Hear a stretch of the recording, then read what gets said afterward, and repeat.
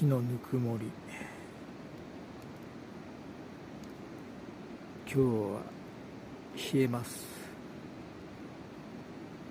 ダウンを着込んでいます。